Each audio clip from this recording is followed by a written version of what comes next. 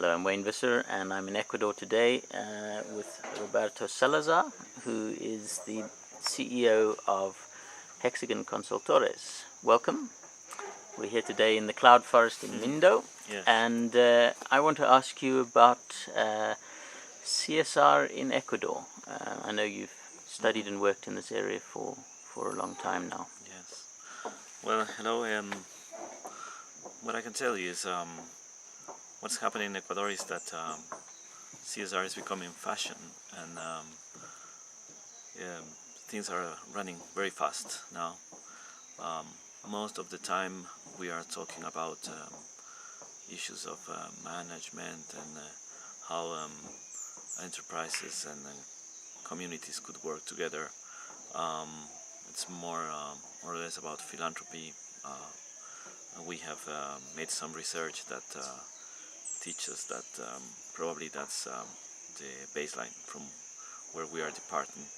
There are several actors that actually are trying to do a little farther in their approach to CSR, but certainly there's a lot of things happening.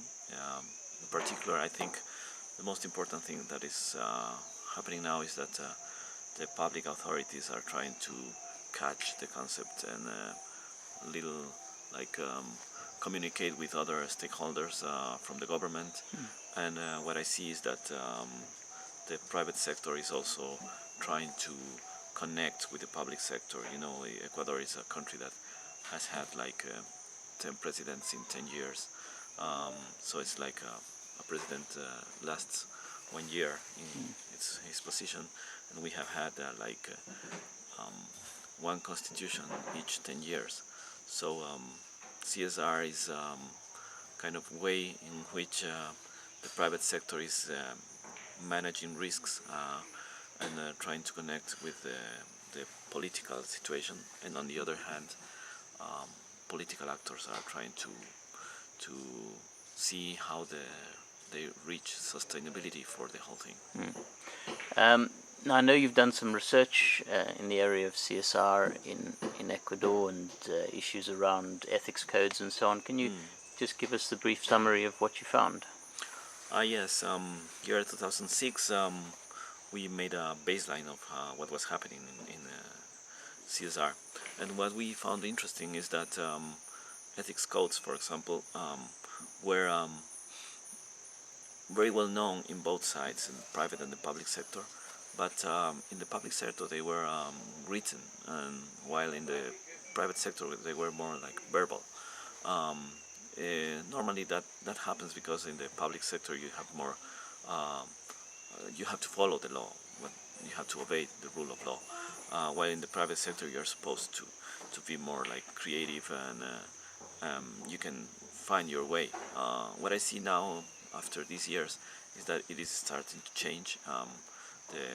The private companies are going the other way around, while in the public sector all the things are changing. So that's something we have found in the side of ethics codes, and we have found some other interesting things, like for example the need for dialogue, and that's something that we have been very active in the last 2 or 3 years, but during the last 6 months several platforms from the civil society have been open to make it wider and deeper.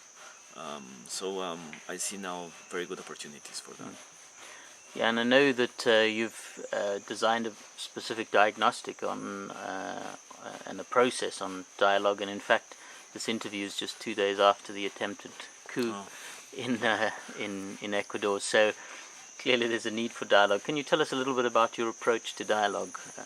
Yeah, well, certainly what we see is that there's a hexagon in which we should dialogue. The hexagon stands for 6 actors that are the ones that we have found are the more important stakeholders for a dialogue process. It's the public sector, of course, the private one, but not only them. The other 4 are the NGOs, or what we call here the third sector, plus the communities. That it's very important in a country that has a lot of rural poverty. Communities are really a stakeholder, and in special because the indigenous communities have passed through a process of getting a lot of politics involved. And of course there's two more actors that are the media, because they keep a lot of power, and the international organizations that support a lot of dialogue, and of course try to bring new ideas. So what we try to do is to get at least 3 of them each time for any topic or any project. And the other idea is that the topics that we try to pass through the dialogue process with the toolkits that we have developed for that should be triple bottom line, economic, social, or environmental, or at least have 2 of the 3 elements, or should be socio-economic or socio-environmental or environmental economic.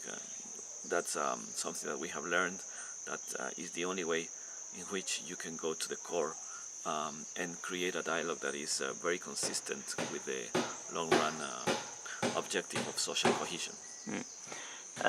Now I know the other area that you work in, that you link to dialogue, is to measure the impact, and you're an economist by training. So can you say a little bit about measuring the economic and social impact of policies, of processes? Yeah, well, what we have developed when I was telling you about this toolkit is a very simple tool that is able to be reached through the internet, and you can create workshops in which people vote for the options that they propose, and also for the proposals of others.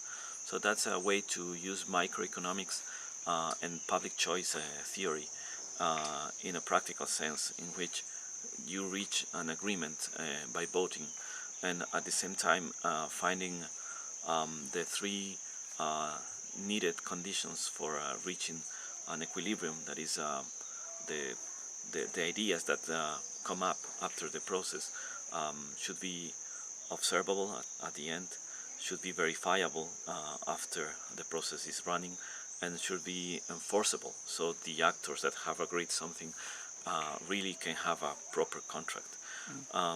So what we try to do, and we have applied this not only to the development of laws or to projects, but also programs that received international funding. So it has been very interesting, because processes in the environmental side, for example, that are very difficult to manage because of all the technicalities and all of the different points of views of the different actors, have managed to reach a consensus, and then you can start programming. What we see is, as we have been talking, that without that previous process, planning is no sense. In a country with such a political environment, it's difficult otherwise. Well, thank you very much, and I'm very excited because we've just entered into a partnership also to develop a diagnostic on CSR 2.0, so look forward to working with you some more. Thanks for sharing your thoughts today. Thank you. Thanks.